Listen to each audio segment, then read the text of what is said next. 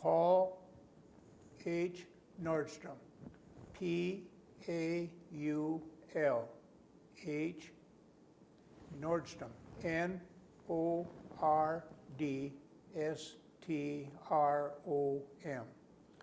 What is your birthday? October 19th, 1934. So you are pretty young compared to other Korean War veterans. Right, October 19th, right? right. And where were you born? I was born in Atwater, Minnesota. Could you spell it? Atwater.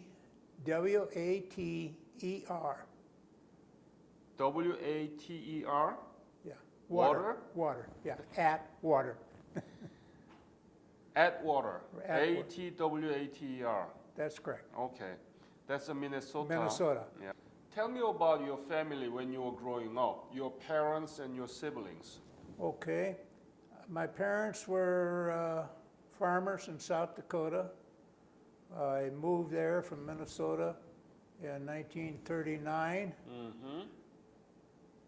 And have lived in South Dakota basically ever since, although I have moved around at different times. I had, Your siblings. five siblings, 4 sisters and 1 brother. No, 4 sisters and 1 brother, yeah. Yeah. Yeah. And how about the school you went through here? Well, I went to grade school and a rural country school. Norway number 6 was a number. It's no longer existent, but it's there. And we were right next to the schoolhouse, so the teacher would spend the winter with us Wow. at the place, so I was constantly supervised. You must be a good student. I don't know. All I know is there probably was a parent conference session every meal. When did you graduate high school? 1952, What is the high school name? Sisseton High School. Could you spell it? Sisseton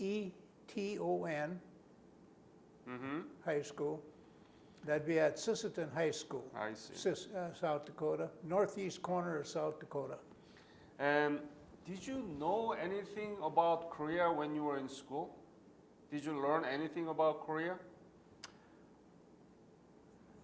Nothing about Korea except the last year or two,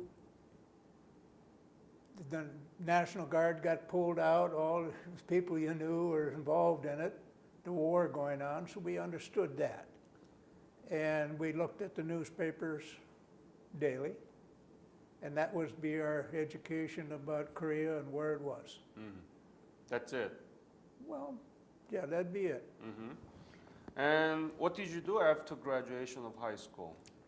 Well, I looked for a job, being I was old enough to go into service and subject to the draft. You were drafted? No, I volunteered because I wasn't ready to be drafted because they were drafting older folks than I. And what had happened was after I'd get a job and working on a farm, that was about it. Unless you couldn't find a full-time job anyplace. At the time? Yeah. So you enlisted in Army? I enlisted in the U.S. Marine Corps. U.S. Marine Corps? Yes. Oh. And? The reason that was is they were having a group going out the day I talked to the recruiter, and he says, we're going Monday, and I said, put me on the list. When was it? Do you remember? It'd be November of 1953. Oh. So where did you get the basic training? San Diego. And where did you go from there? Camp Pendleton, And then go to Korea? Korea, From there? from there. Uh-huh. And where did you arrive in Korea? Well, I think what we call it Incheon. And remember the day that you arrived there? Not really. It was in the spring of the year, Of 54? 54. Yeah. And we left in April and got there about May, or sometime in May, I guess we got there, end of May. And we left in April, I think it was.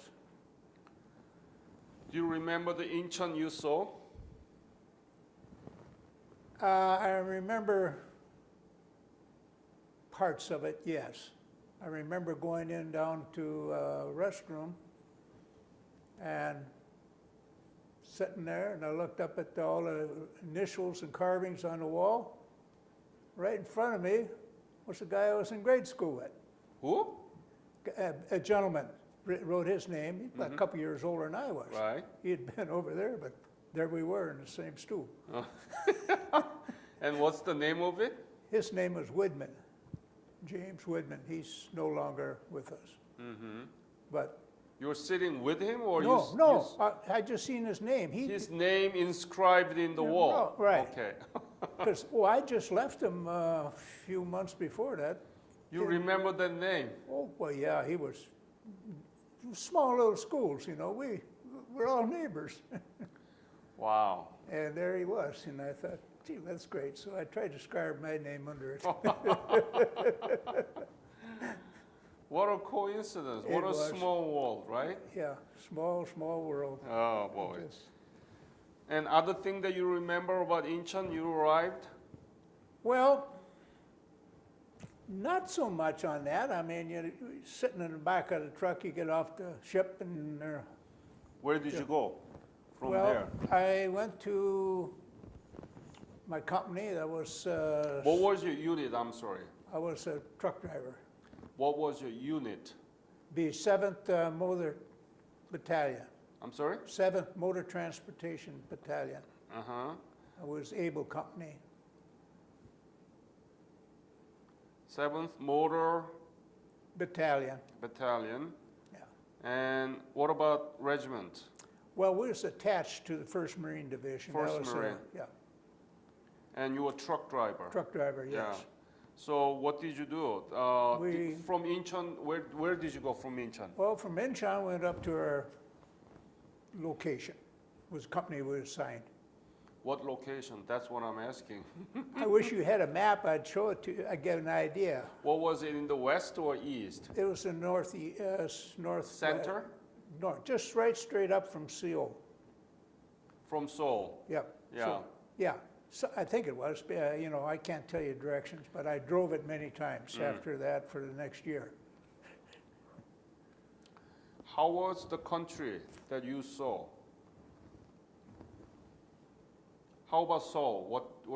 What can you remember now, that Seoul that you saw?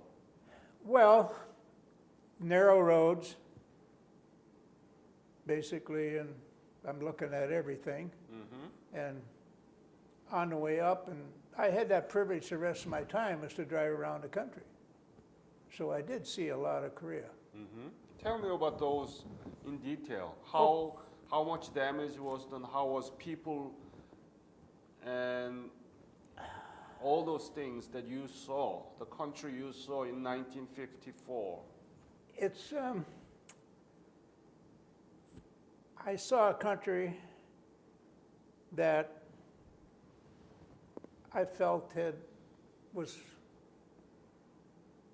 well, old method. I mean, it was people walking, their transportation was walking or ox cart, and the roads were just a little wider than that because they had widened them out a little bit, but you had to be careful where you drove because you might hit a soft spot and be off. So you had to watch that.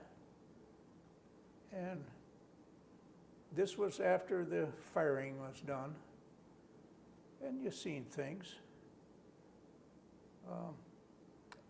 That part was interesting. I mean, all of a sudden there's a little rice paddy with somebody out there, you know, working the field. Completely different than what we see out here in Dakotas. I mean, we still were somewhat close. We weren't too far removed from the horses, but we were all mechanized. Mm-hmm. Where there was a different story. It was all manual labor. Understood some of that.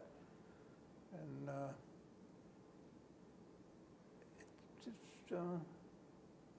I don't know how to explain it. It was different. It's like we went back a few generations in life as far as the progress that South Korea had been in. The country had just been open to the public at that time, the way I read.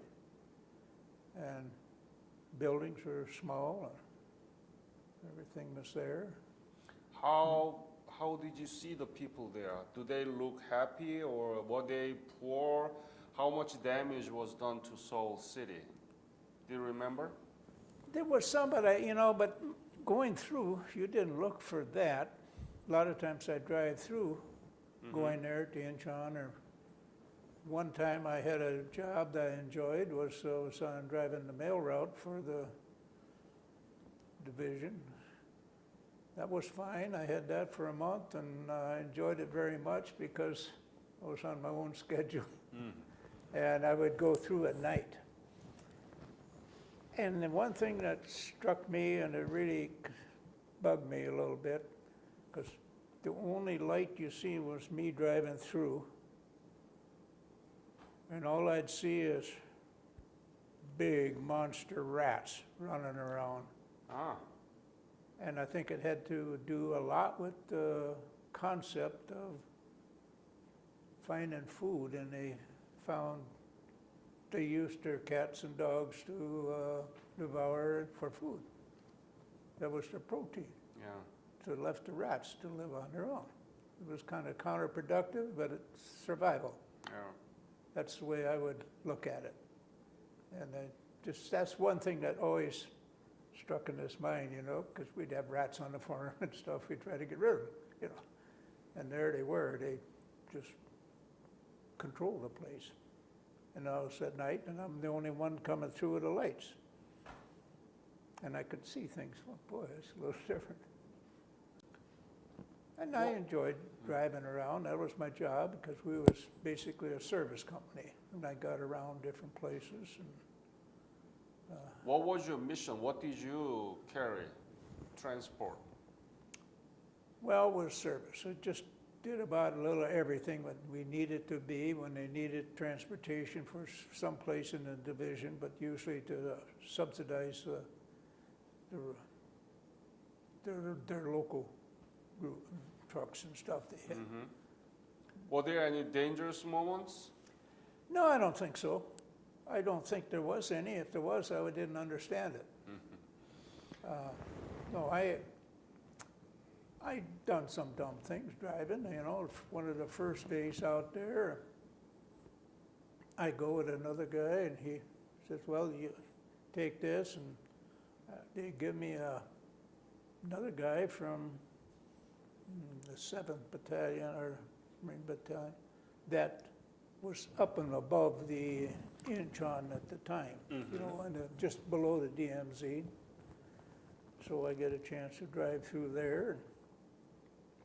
I always recall one thing was what they call the Freedom Gate Bridge.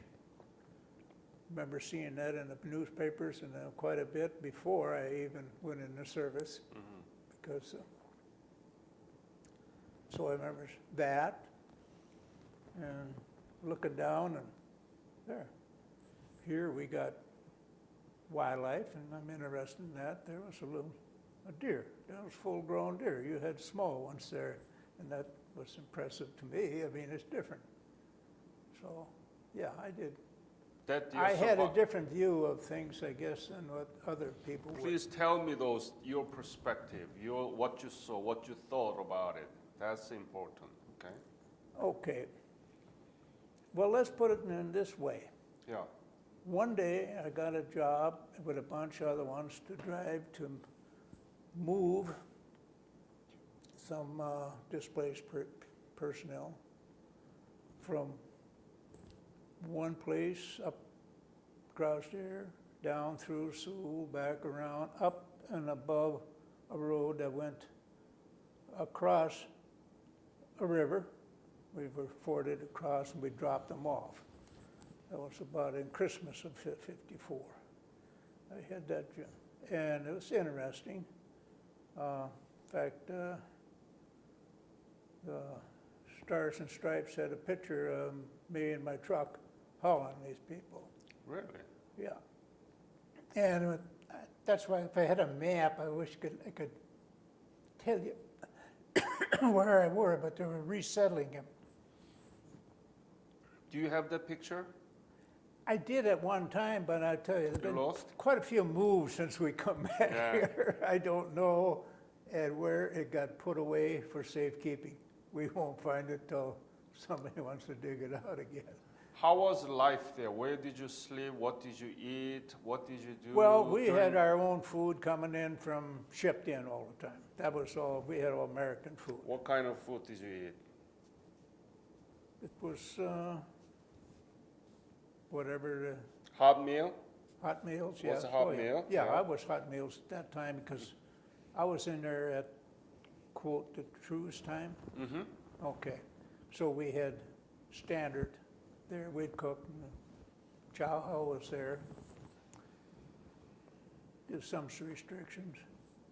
Now, when I was hauling the mail out, I could always go down to the air base, and well, it's a different world. I mean, they had everything, you know. They almost were up at fast food from what we got now. Where did you sleep? Slept in a tent, Tent. yes. We slept in a Still tent. in the tent. Yeah, we were in tents. Was it okay? Cold, hot, too much? They were okay. It didn't bother me. Some people, I guess, that maybe come from an urban area might have felt different, but in the rural, I was used to 20 below, so cold temperatures and stuff, and didn't bother me. I mean, growing up, our room upstairs wasn't that much warmer until after we got the furnace started in the morning, or stove, you know. So that's, you know, it's a different. We were not that far removed from coal fire heat and stuff like that. And we had oil heat there in the tent, so it was no, it wasn't bad. We did have a little advantage on other people. What is it?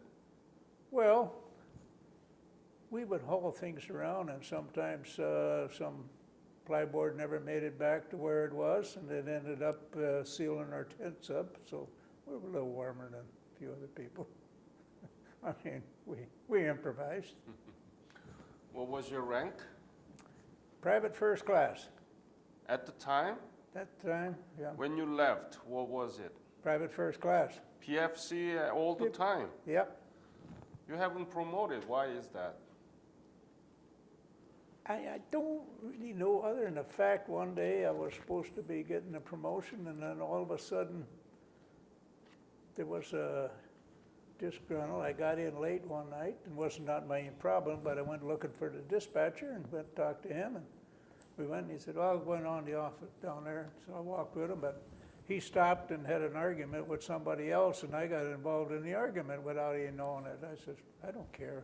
Mm-hmm. I'm not going to live here anyway, forever anyway. You know, I won't be in the Marine Corps forever." So because of that argument, Yeah, otherwise I was all right. yeah. About a year later, we had to change the company commanders when we was back in the U.S., and he says, "How come you're still a private?" I says, "That's not too hard to tell. Look who's in your office up there." "Yeah," he says, "I know." He said, "I asked the question." He said, "You'll have it tomorrow." What was the most difficult thing during your service in Korea?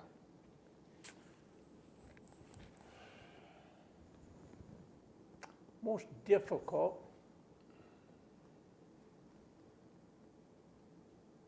Well, I don't know if there was anything that we couldn't accomplish. The reason I say that, I'm told to go to a certain place, and then try to remember where you were.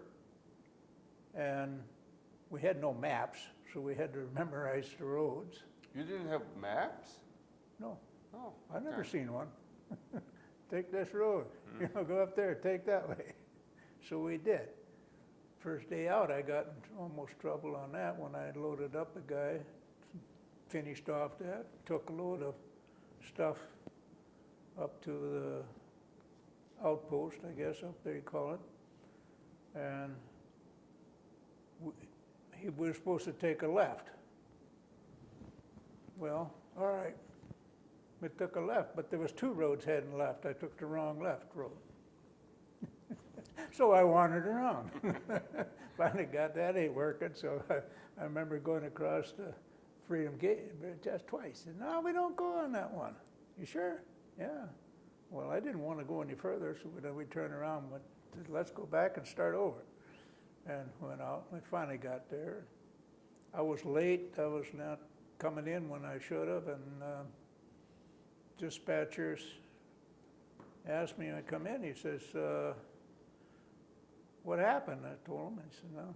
He says, I sent a military patrol, police officers looking for you. I said, I didn't see anybody on the road all day long. It was just me. But I made it back. When did you leave Korea? In April of '55. And what did you do after we returned? Well, we came back on an LST and we sat out there in the water for 30-some days, a little bit. And we were lucky. What happened was the ocean was just as calm as you could have. And we was a fleet of them coming back, and they'd all been involved in moving people the month before. And some of them got into some storms, and the ship we were on had a couple busted metals in there. We needed that, and we got it. Got a good ride back. Have you been back to Korea? I stopped there one time on a trip. When? Oh, must be 10 years, 12, oh no, it's longer than that. Probably 25 years. Ago? Yeah.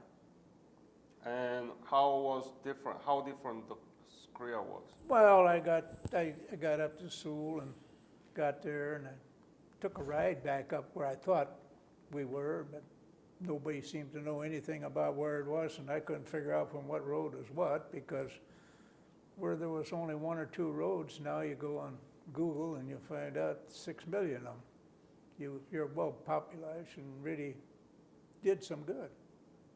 You know, and then you look up and see what happened above to your friends to the north, and they're stymied. They're not having anything. They just lost out. And it just didn't work, you know. But you guys have done great. You know how to take off, and you did jobs, and you developed and learned. Now, one other thing that was kind of interesting was we had at our dispatch tent, there was a young boy. Korean boy. Korean boy, yep, that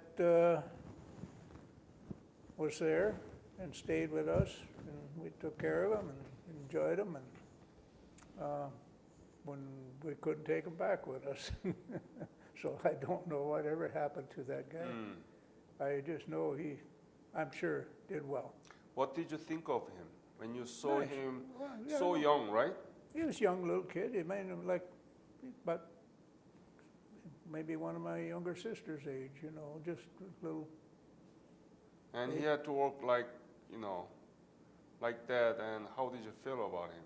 Oh, I had no problem with him. Enjoyed him. Yeah, he was part of us. Part of mean, you. Yeah, I mean, that's the way it was. He took care of me. We didn't look at him negatively. I mean, he was something that needed help. And you pay for that. Well, a little bit there. We kept him in the dispatcher's tent, and that's where he stayed, and that was his home, and everybody respected him. He was no different than ours. As far as I know, we all got along with him. The Korea now is 11th largest economy in the world. I wouldn't doubt it. I wouldn't doubt it. You really have hustled and you worked. wouldn't doubt it? Well, you were ambitious. You took care of yourself. Did you know that? You At could the tell time it. you were there? Yeah, you could tell it. They were always out there looking, grabbing food, getting food, and taking care of themselves. They were, from what we seen, I didn't see anybody that wasn't trying to take care of himself, learn how to help them. At least in the area I was. You know, we'd go down a creek to wash a river or something to go wash our truck. Take our laundry down there, they'd be down there and they'd be willing to help us too. So they were in need.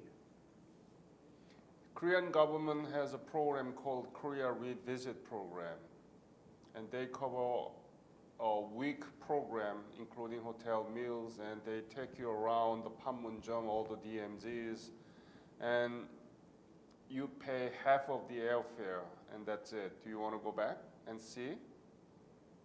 Pardon? Do you want to go back? Do you want to join that program, Korea Revisit Program? Yes, I would. Yeah. I would. I would have I would like it if you could do something like that. Yeah. I This is wouldn't my have- business card, Yeah, and if you want to, please let me know, okay? it's interesting.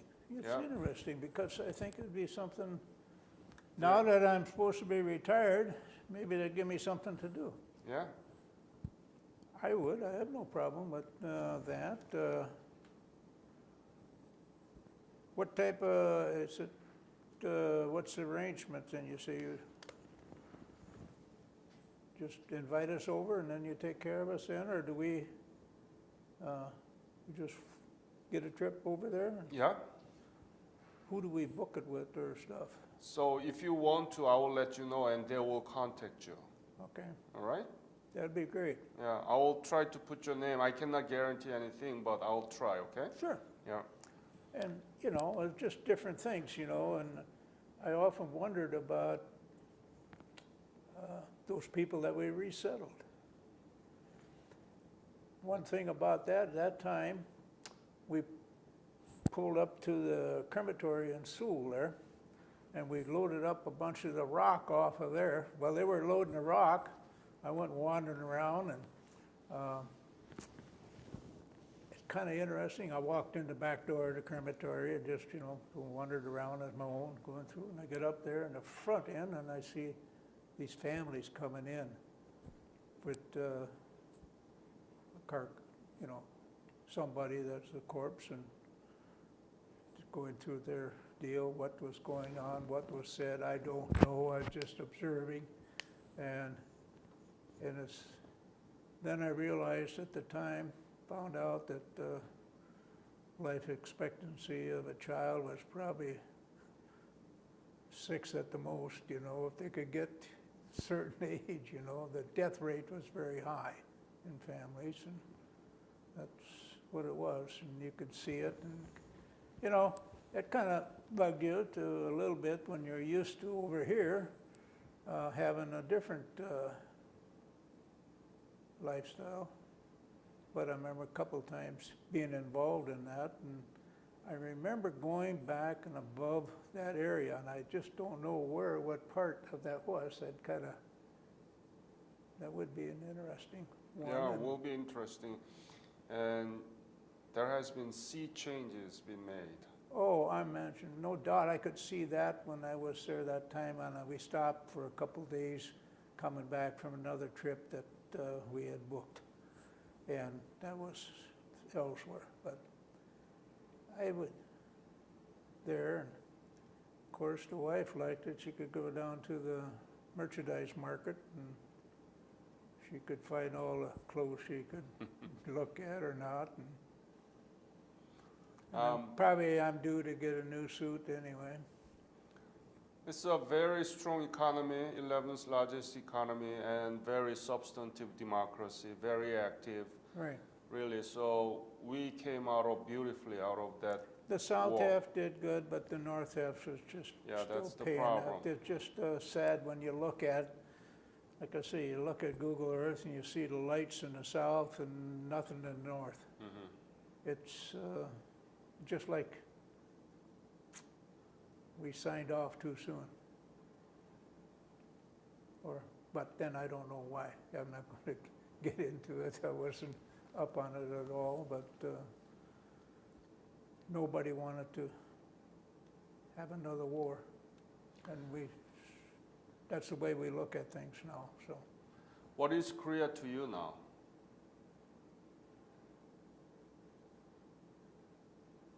Well, it's a good memory. Enjoyed my time there, and no problem what I did, and worked, and I got to drive over certain parts of it and see different things, and part of it was kind of interesting, and sometimes you wonder, why did we get into, there? It was because before we left, that's when a lot of troops were leaving Korea in 54. And this had been 55, they were leaving. And I remember twice I had to go up on what they call Hartberg Bridge, and those things were up that mountain area. The last time I wondered, my gosh, why am I doing this? There was one company coming down, one fleet of trucks coming this way, and us going up. We had to maneuver ours over, so my duals were sticking over to get the other ones to come back down around.